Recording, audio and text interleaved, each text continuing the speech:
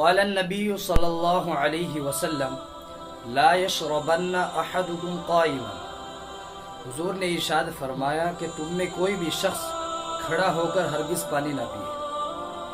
قال النبی صلی اللہ علیہ وسلم ان من خیارکم احسنکم اخلاقا، حضور نے ارشاد فرمایا کہ تم سب میں بہتر شخص وہ ہے جس کے اخلاق اچھے ہیں۔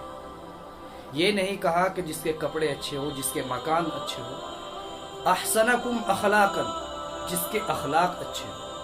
قال النبی صلی اللہ علیہ وسلم ما اسفل من الکعبین من الازار فی النار، ٹخنوں سے نیچے جتنا کپڑا ہوگا اتنی جگہ جہنم میں جائے گی۔